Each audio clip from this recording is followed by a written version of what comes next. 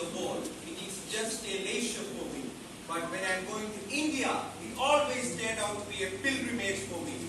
Let me start by saluting the great words of Martin Luther King Jr. Respected judges and my dear friends, myself Soru Shibu from Kayangulam would like to greet you, all of you, with a pleasant good morning.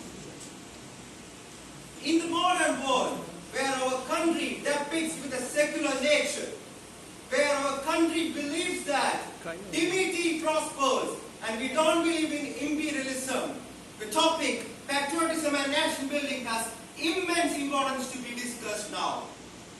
Coming to patriotism, according to the words of Mohandas Karamchand Gandhi, patriotism is like this. Patriotism is just similar to humanity. I am patriotic because I am humane. Imperialism has no place in my course of thinking. Beautiful words to explain patriotism. It states that our country respects the formulations and policies of foreign nations too. Coming to nation building, an organized planned procedure mainly emphasized on national identity. This is what nation building is defined as. It is very close to patriotism. Before discussing the topic in a wide era, we would like to know the global perspective of patriotism and nation building. The year 1789 has immense importance in the timeline of patriotism, where a slogan called liberty, equality and fraternity flourished through the concept of French Revolution, which has not only revolutionized the parts of France, but in every nook and corner of the world. This is French Revolution. In the case of nation building, the era of American independence has commendable contributions. At that time, Thomas Jefferson has stated that the tree of liberty has to undergo time-to-time transformation through the blood of patriots. This is how patriotism and nation building got its global perspective. Coming to Indian school of thought, in Ramayana, Rama says, "My love towards my country depicts to the world that it stands greater than the heavens."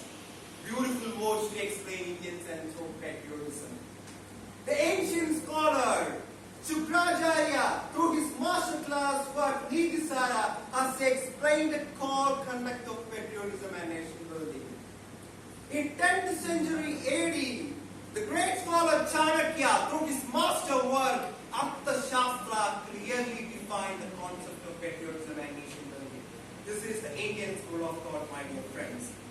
When we look at the independent, pre-independent era of India, lots of faces have made commendable contributions towards the independence. The great revolt of 1857 led by Mangal Pandey, the sacrifices of Bhagat Singh, Subhash Chandra Bose, and the Indian national movement led by Mohandas Karamchand Gandhi has institutionalized the topic of patriotism and nation building by the concept of Satyagraha, Sarvodaya, etc. Overall, I would like to say that our country believes in unity. We may be Parsi, Sikh, Muslim, Hindu. You may be a Tamilian, Malayali, Bengali, or whatever may be. The only thing that comes in your mind is that you are an Indian and you stand for an Indianism, not for division or not for any kind of split. This is the Indian concept of patriotism. Let's look at the challenges faced by patriotism and nation building in the modern society. The first challenge is that the concept of regionalism. We are very proud to say that we belong to this state and that state. We come from South India, North India. This is very hazardous to patriotism. It is not apt for patriotism. It is a dangerous concept. We have to stand for an Indianism instead of a state-wise concept. The second most threat is that extremism. Extremism in the form of Maoism and terrorism.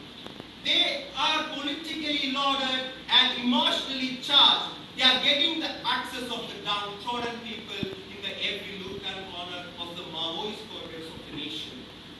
We have to get the access of the local people.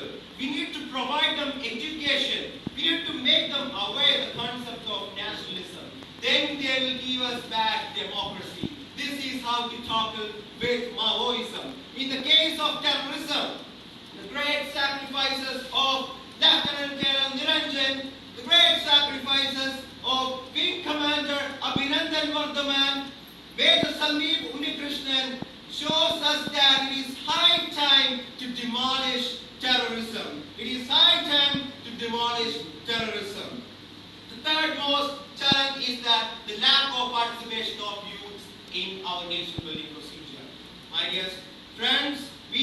constitute 50 to 60% of the global workforce.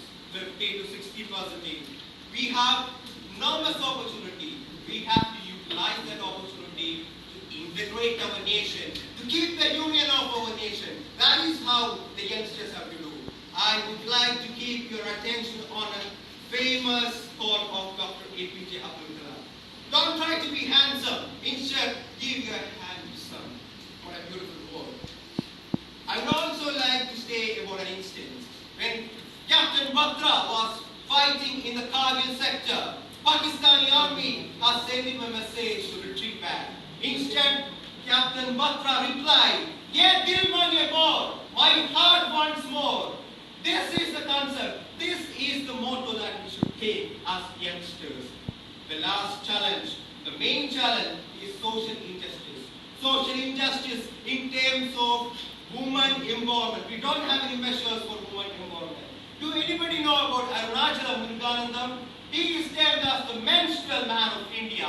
He simply created safety sanitary napkin pads and delivered to rural India, and the death toll decreased to 60 to 50%. This is what women empowerment is. My dear friends, the textbook of patriotism and nation building is incomplete without women empowerment. We should emphasize on women empowerment. According to a recent statistical report made by Arjun Sen Gupta, about 860 million of Indians have just ₹20 per day as their earnings. This is pathetic. This is pathetic. We need to change. We need to work for that. We need to work for the empowerment. What are the solutions? What are the solutions to this problem? My first solution is creation of Shanti Sena. It was the biggest dream of Mahatma Gandhi. The emphasis should be given to college students. The second solution is creation of a 24/7 hours working patriotic club. We have a lot of patriotic clubs like Nehru Yuva Kendra, NCC, NSS, but we don't have an apex body, a 24/7 hours working body to institutionalize patriotism. We need that. And the third solution is promotion of an agrarian economy. For me, a farmer is the most patriotic man because he feeds all the citizens of the nation. Farmer is the most patriotic man. We need to provide all the infrastructure to farmers. The programs like Skill India, Making India should emphasize on the agrarian economy. We should use the words entrepreneurship instead of entrepreneurship because that should be our goal.